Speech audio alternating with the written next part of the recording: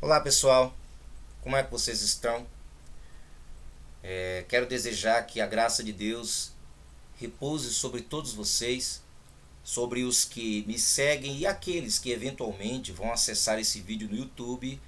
E eu também vou disponibilizar esse vídeo aqui no Facebook. Eu quero fazer a leitura de um texto para uma pequena reflexão, um vídeo curto que eu quero passar para vocês, no Evangelho de São João, capítulo 3, versículo 16. Para que a gente possa pensar um pouco sobre os rumos que o mundo tem tomado nos últimos dias. Que o texto assim diz: Porque Deus amou o mundo de tal maneira que deu o seu Filho unigênito, para que todo aquele que nele crê não pereça, mas tenha a vida eterna. Vivemos em tempos maus, onde a confusão humana que desde que surge o homem tem agravado-se através dos anos. E este tempo, que a Bíblia chama de o tempo do fim, essa confusão tem ficado cada vez mais visível, mais perceptível e mais apavorante. Vivemos em tempos de desconfiança. Vivemos em tempos em que se cumpre o que fora dito pelo profeta Isaías. Ai dos que a luz chamam trevas e de que as trevas chamam luz, que ao amargo chamam doce e ao doce chamam amargo. Como é profetizado e alertado pelo profeta, Deus promete punir com severidade. Deus promete punir com castigo eterno a quem, nesta disposição, permanece e não quer se arrepender. Mas de uma forma mais específica, de uma maneira mais objetiva, temos visto pessoas trocando. Pessoas trocando as suas próprias condições, as suas próprias naturezas, como também fora profetizado pelo apóstolo Paulo no capítulo 1, dos versículos 27 em diante de Romanos.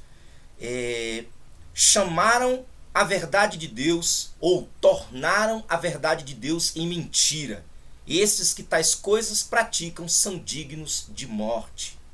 Homens que se declaram mulheres, mulheres que se declaram homens. E assim as coisas têm progredido. No caso, no sentido de que esse comportamento tem se agravado, nesse sentido de progressão. Mas no sentido lato da palavra progressão tem acontecido o contrário, uma pregressão. Pois bem, eu tenho visto pessoas exaltarem, como no Antigo Testamento se fazia, exaltando coisas e animais. Exaltando, em vez de exaltar ao Criador, exaltando, inclusive de uma forma cristã, a coisas e a animais. Uma coisa que temos visto nesse texto é a declaração de amor de Deus pela humanidade, sendo o Senhor Jesus o maior representante. Na verdade, eu vou corrigir essa frase, ela foi infeliz. Sendo Jesus o representante da humanidade diante de Deus. Ou seja, conforme fora profetizado por Jeremias em Lamentações, a causa de não sermos destruídos são as misericórdias do Senhor, porque as misericórdias do Senhor não têm fim, novas são cada manhã, grande é a tua fidelidade. Lamentações capítulo 3, os versículos 22 em diante. Então a razão de não sermos consumidos pela ira de Deus é o amor do Senhor Jesus pela humanidade, que por esta, de dia e de noite, como sumo sacerdote perfeito e sem mancha e nem mácula, intercede por esta mesma humanidade, por aqueles que o odeiam, por aqueles que o blasfemam, por aqueles que zombam dele e que tornam a sua verdade em mentira. E o mais preocupante é pessoas como, por exemplo, eu tenho visto pipocando em vários lugares, pessoas afirmando o absurdo de que as pessoas não merecem a amizade de um animal. Eu, inclusive, tenho visto pessoas, e sempre que posso, de uma forma educada e de uma forma indireta, procuro sinalizar que essa pessoa não está muito bem do seu juízo, não está muito bem da sua, do seu discernimento, da sua capacidade de discernir, não existe. Dizer, por exemplo, que ela prefere confiar no cachorro do que em uma pessoa. Essa pessoa trocou há muito tempo as suas preferências. E a sua própria autoimagem humana está deturpada. Ela, quando se identifica com um animal, Em vez de que, como Cristo, se identificar com um ser humano semelhante a si, essa pessoa já perdeu a sua humanidade há muito tempo ou está prestes a perder. E o que a grande maioria das pessoas não sabem é que fazer essa troca achando que não, eu sei perfeitamente o que eu estou fazendo.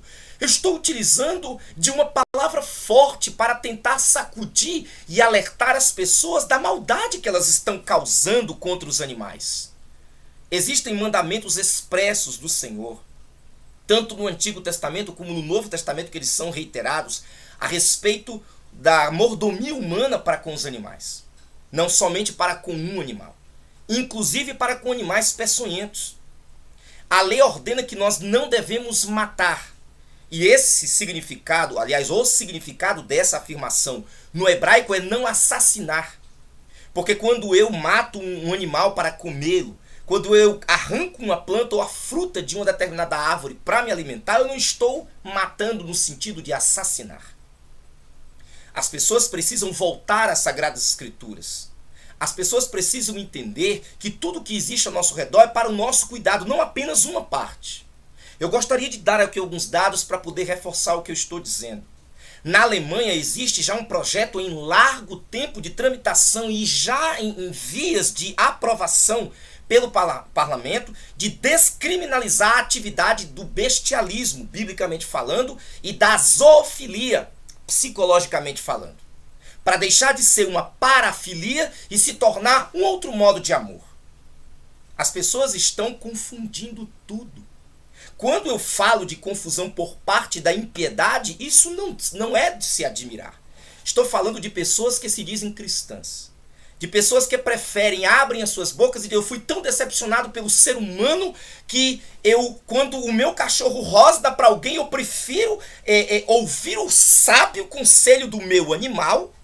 Eu queria dizer aqui algumas coisas. E se esse cachorro resolve ser um pitbull, resolve ser um rottweiler, e resolve rosnar para uma criancinha de 2 aninhos, de 5 aninhos, de 10 aninhos, ou um velhinho que seja. Mas vou colocar criança porque as pessoas costumam ter uma imaginação de que criança é mais inocente do que um adulto.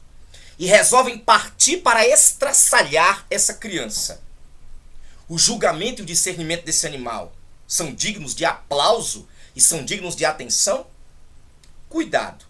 Você pode estar sofrendo de sinofilia, que antigamente constava do CID, Código Internacional de Doenças, e agora virou, como eufemismo cretino e cínico, virou o estudo dos cães.